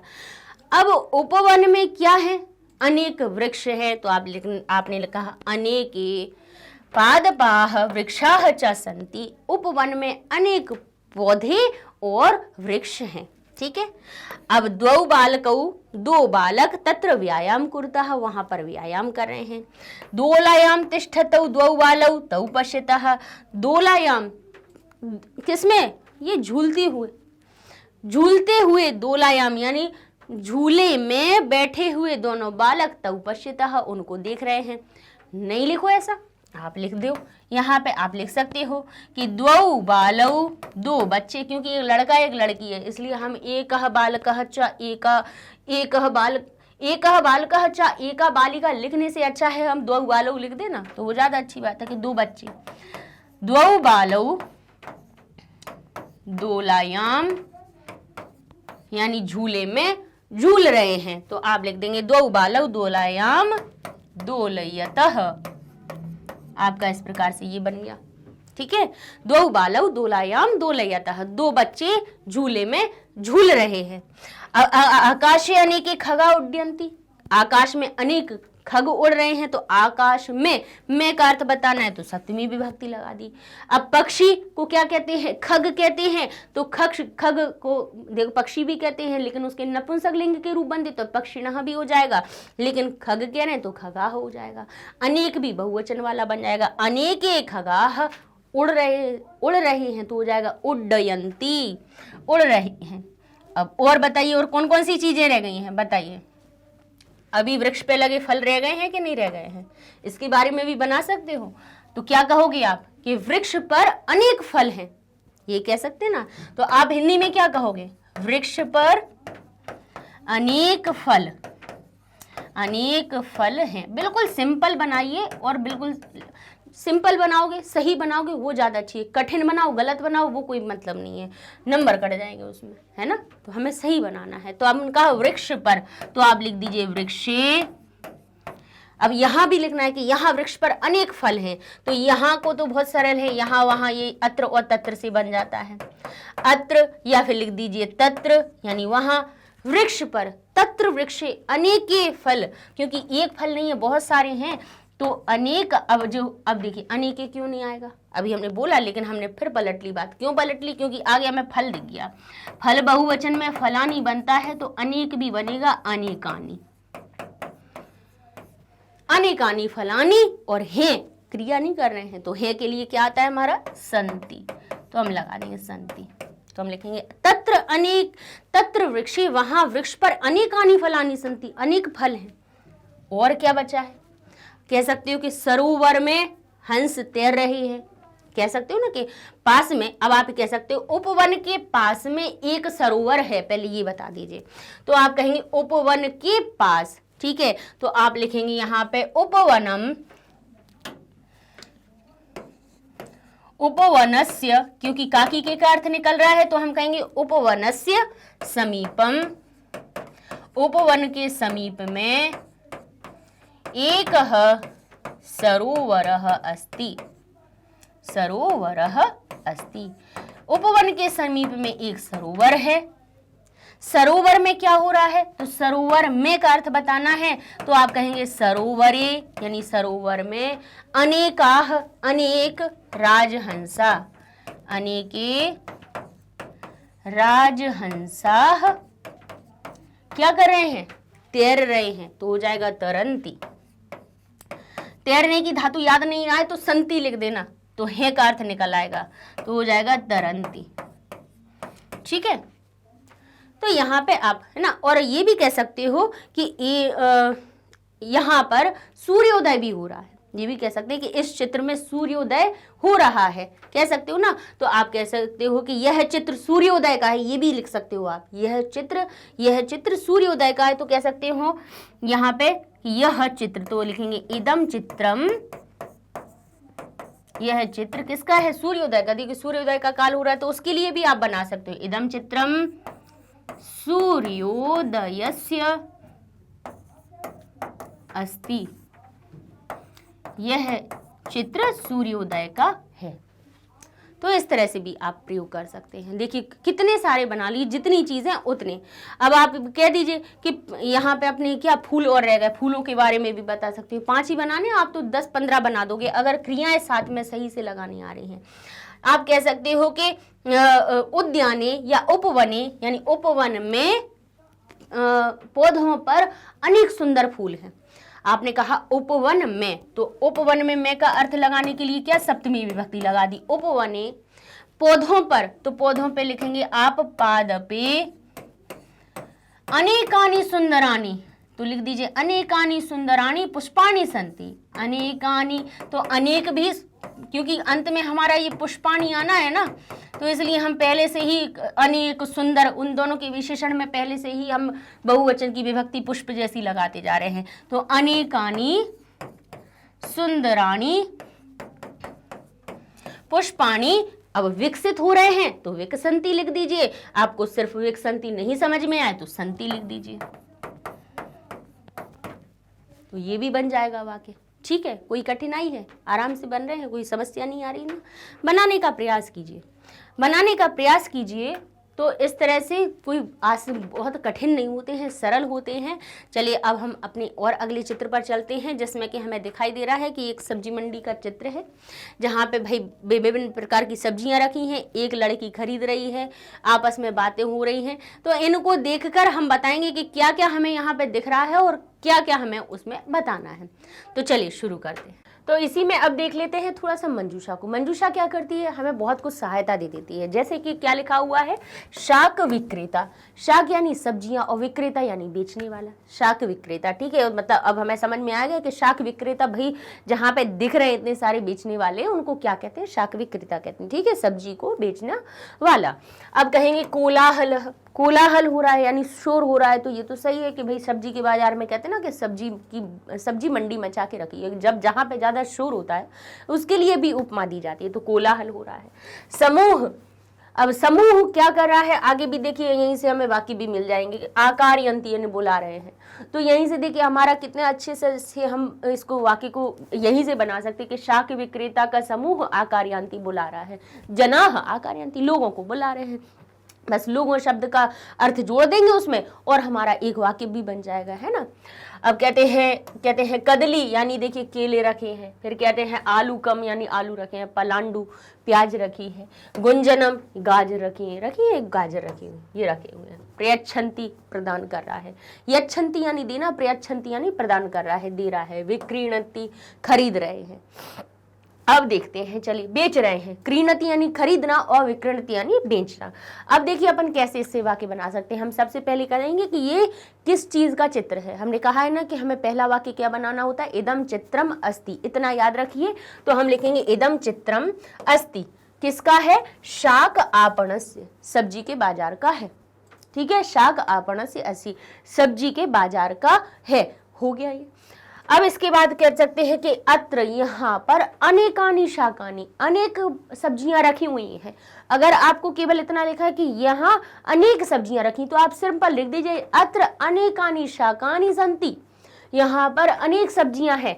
अच्छा, थोड़ा सा और उसमें हमें जोड़ना है, तो हम क्या कह सकते हैं, अत्र अनेकानि शाकानि विक्रयितुम आगतानि सन्ति, यहाँ पर सब्जियां बेचने के लिए आई हुई हैं। यहाँ पर अनेक शाकानी, विक्रय करने के लिए, बेचने के लिए। विक्रय तुम, विक्रय यानी बेचना, और तुमन लगाने से तुम शब्द किसी में लगा दोगे तुमन प्रत्यय का, तो उसमें के लिए का अर्थ निकल आएगा। कहेंगे विक्रय तुम, बेचने के लिए, आगतानि सन्ति, आई हुई हैं। यहाँ पे बहुत सारी सब्जियां बेचने के लिए लाई गई हैं। ठीक है, और नहीं इतना समझ में आ रहा तो इतना तो लिख ही दीजिए कि अत्र अनेकानि शाकानि सन्ति, के यहाँ अनेक सब्जियां रखी हुई हैं, है ना। तो इस तरह से भी हमारा वाक्य बन जाएगा। ठीक है, सरल बनाइए लेकिन सही बनाइए, क्योंकि शाक एक नहीं है, बहुत सारी है और कोई काम नहीं कर रही है, इसलिए अस्ति स्तः सन्ति तब तक हमारा लगता रहेगा जब तक कोई काम नहीं हो रहा होगा तब। अब कहते हैं आपणे यानी बाजार में क्या मिल रहे हैं, अनेकानि फलानि अपि सन्ति, यहाँ पे फल भी हैं, क्योंकि हमें केले भी दिख रहे हैं, यहाँ पे हमें संतरे भी दिख रहे हैं, तो फल भी हो गए। तो हम क्या कहेंगे, आपणे या अत्र या अस्मिन् चित्रे, अस्मिन् आपणे। ठीक है, इस तरह से बना सकते हैं कि इस बाजार में, इस चित्र में, इस दुकान पर, हर तरह से बना। या अत्र लिख दीजिए सीधा कि यहाँ, या तत्र लिख दीजिए कि वहाँ। अनेकानि फलानि अपि सन्ति, यहाँ पर अनेक फल भी हैं। तो इस तरह से भी एक वाक्य बन गया। फिर क्या कह रहे हैं कि जनान, लोगों को, शाक विक्रेता समूह, शाक विक्रेता का जो समूह है, आकारयंती बुला रहा है। किसको, शाक विक्रेता समूह आकारयंती बुला रहे हैं। जो शाक विक्रेता के समूह है वो जनान, लोगों को। अब को का अर्थ लगाना तो जन शब्द क्या होता है हमारा, यानी लोग, मनुष्य। ठीक है, अब इसमें हम अगर प्रथमा विभक्ति लगाएं तो इसके रूप कैसे बनेंगे, जैसे राम के बनते, बालक के बनते जनह, जनऊ, जनाह। लेकिन कह रहे किसको बुला रहे हैं, लोगों को का अर्थ निकल रहा है, तो हम प्रथमा विभक्ति ना लगा के हम इसमें द्वितीय विभक्ति लगा देंगे। अब द्वितीय विभक्ति लगा देंगे तो क्या बनेगा, एक वचन में रूप, जनम, जनऊ, जनान। जैसे बालकम, बालकऊ, बालकान बनता है, यानी अब एक किसी व्यक्ति को तो नहीं बुला रहे होंगे ना, एक लोग को तो नहीं बुला रहे हैं, कई लोगों को बुला रहे होंगे, तो क्या है, कहेंगे जनान, लोगों को। आप ऐसे भी लिख सकते हैं, शाक विक्रेता समूह जनान आकारयंती, लोगों को बुला रहे हैं। ठीक है, आगे चलते हैं। अब लिखा है अनेके जनाः, अनेक लोग शाकानि फलानि च क्रीडन्ति। अनेक लोग शाकानि यानी शाक को और फल को खरीद रहे हैं।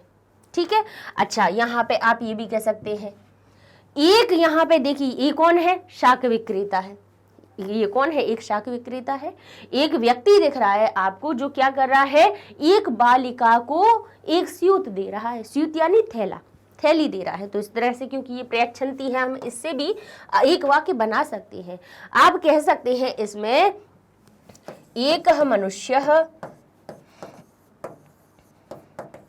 अच्छा, अब अगर हमें मनुष्य कहना है तो वो क्या दे, अगर इसी को हमें अगर सब्जी बेचने वाला बताना है, भाई सब्जी की दुकान पे नहीं बैठा है तो अपन इसको केवल व्यक्ति के हिसाब से बता दिया। एक मनुष्य, एक मनुष्य किसको, बालिका को, तो आप कहेंगे बालिकाम। अच्छा, लेकिन किसको दे रहा है, बालिका को दिया जा रहा है। और जहां पे ये यच्छ धातु आती है, अब आप कहेंगे एक मनुष्य, एक मनुष्य दे रहा है। तो अभी हम पहले धातु लिख रहे हैं, क्यों लिख रहे हैं बताते हैं।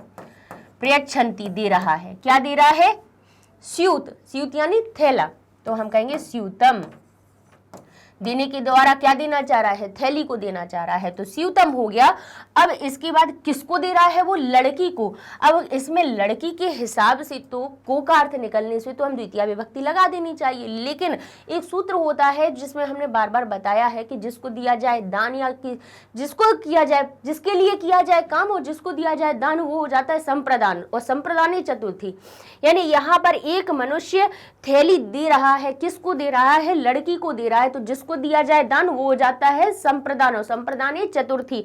तो लड़की में हम क्या लिखेंगे, बोले लड़की में द्वितीय ना लगा के, क्योंकि यच्छ यानी प्रदान कर रहा है, तो यहाँ पर हम लड़की जो शब्द है, बालिका जो शब्द है, उसमें चतुर्थी विभक्ति लगा देंगे। तो ये क्या हो जाएगा, एक मनुष्य बालिका यही, बालिका को स्यूतम प्रयच्छन्ति, स्यूत दे रहा है।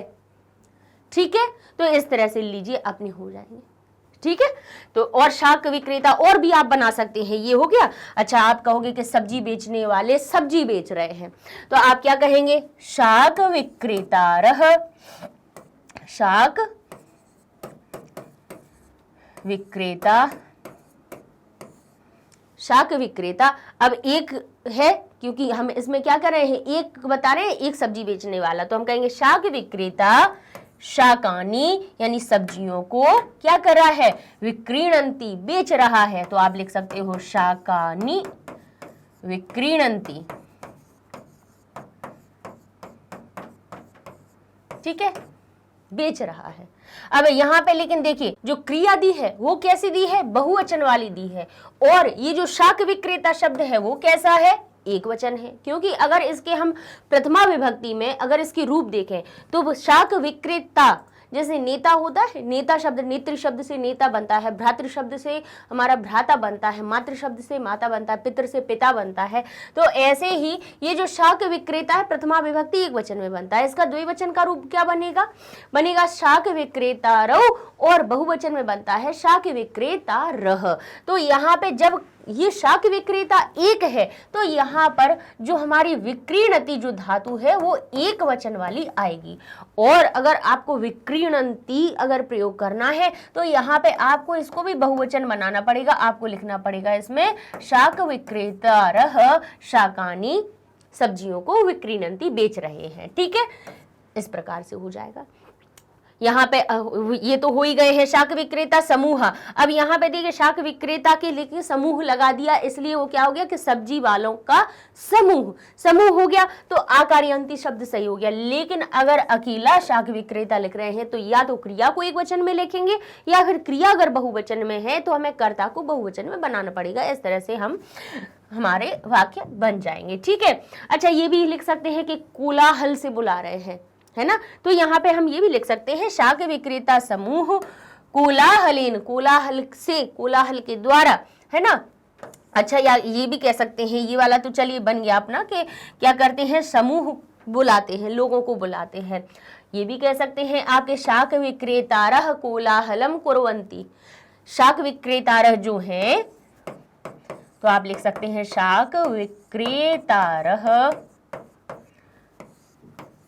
कोलाहलम कुर्वन्ति, कोलाहलम कुर्वन्ति, कोलाहल कर रहे हैं। तो इस प्रकार से भी हमारा एक वाक्य बन सकता है, ठीक है ना। तो ये अपने बन गए, सिंपल सिंपल सी बना लीजिए कि आपने अनेकाः जनाः सन्ति, है ना, यहाँ पे बाजार में बहुत सारे लोग हैं। तो इस तरह से अपने वाक्य बनाना कोई बड़ी कठिन बात नहीं है, आराम से बन सकते हैं। बस हमें ध्यान क्या रखना है, आपको कर्ता के हिसाब से क्रियाएं लगाना है, ठीक है। जहाँ पे को का भाव आ रहा है द्वितीय विभक्ति लगा दीजिए। विभक्तियां हमें सही तरह से लगाना आ गया तो आपके वाक्य बनना कोई कठिन बात नहीं हो जाएगी। और किसी भी चित्र को सबसे पहले देख के उसके बारे में हिंदी में 2-4 छोटे छोटे वाक्य बना लीजिए। हिंदी के जैसे ही आपने वाक्य बना लिए तो उनके संस्कृत बनाना आपको आसान हो जाएगी, समझ पाएंगे कि यहाँ पे हमें के लिए का अर्थ आ रहा है, को का अर्थ आ रहा है या किसका अर्थ आ रहा है। कोई जो व्यक्ति है वही करता है या संज्ञा शब्द है वो एक वचन है, द्विवचन है या बहुवचन है, उसके हिसाब से आप संस्कृत में उसको परिवर्तित कर सकते हैं, ठीक है। और मंजूषा तो दी ही रहती है। अच्छा, ये सारे वीडियोस आपको हमारी मैग्नेट ब्रेन्स वेबसाइट पे आसानी से मिल जाएंगे। आपको गूगल टैब पे जाना है, लिखना है magnetbrains.com, एंटर करते हैं, आपके सामने वेबसाइट पेज हो जाता है ओपन।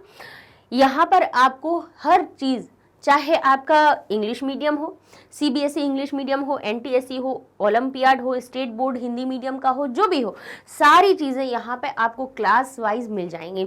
मान लीजिए आपने क्लास को पढ़ने के बाद अब आप वन शॉट रिवीजन देखना चाहते हैं तो आप यहाँ पे जाएंगे, वन शॉट रिवीजन के यहाँ पे आपको सारे पेजेस अवेलेबल हैं, मिल जाएंगे। अब 9th क्लास में जाएंगे तो 9th क्लास के ओपन हो जाएंगे, हर एक सब्जेक्ट के रिलेटेड यहाँ पे आपको मिल जाएंगे। तो देखिए हर एक सब्जेक्ट की यहाँ पे लिस्ट दी हुई है कि किस सब्जेक्ट्स के वन शॉट रिवीजन हो चुके हैं। तो आप क्लिक कीजिए कितने लेक्चर्स बन चुके हैं। तो इस तरह से आपको ढूंढना आसान हो जाएगा, पढ़ना आसान हो जाएगा। ओपन करेंगे, लाइब्रेरी खुल जाएगी, जो वीडियो पढ़ना है हम वन शॉट रिवीजन का आप ओपन कीजिए, आपके सामने वीडियो प्ले हो जाएगा। तो ढूंढना आसान हो जाएगा, आपको पता रहेगा कि हमें वेबसाइट पे देखिए क्या है, हर चीज़ के अरेंज मिल जाती है। आपको हर चीज़ क्लास के हिसाब से, वन शॉट रिवीजन के हिसाब से, आपका सैम्पल पेपर करना है या जो भी चीज़ें आपको है वो सब टॉपिक वाइज लिखी हुई हैं। तो सर्च आराम से कर सकते हैं आप, क्योंकि प्लेलिस्ट में जब हम यूट्यूब पे ढूंढते हैं तो थोड़ी सी हमें कन्फ्यूजन हो जाती है कि भाई कहाँ लिस्ट है, कहाँ पे है, ढूंढने करें। तो यहाँ पे आराम से आप ढूंढिए, अच्छे से पढ़ते रहिए मैग्नेट ब्रेन्स चैनल के साथ में, क्योंकि यहाँ पे एजुकेशन बिल्कुल आपको फ्री अवेलेबल करवाई जाती है, कोई सब्सक्रिप्शन चार्ज नहीं रहता है। रजिस्टर करने के लिए भी वेबसाइट पे अगर आपको आता है नोटिफिकेशन तो करिए, बिंदास होके कर दिए। कोई मत सोचिए कि यहाँ पे हमें कोई पैसे मिलेंगे, पैसे देने पड़ेंगे, ऐसा कुछ भी नहीं है, ठीक है। तो मिलते हैं नेक्स्ट वीडियो में। अब आपको एक अपना नया टॉपिक अनुच्छेद लेखन, उससे जुड़ा हुआ वन शॉट रिवीजन और करवाएंगे। तब तक के लिए धन्यवाद।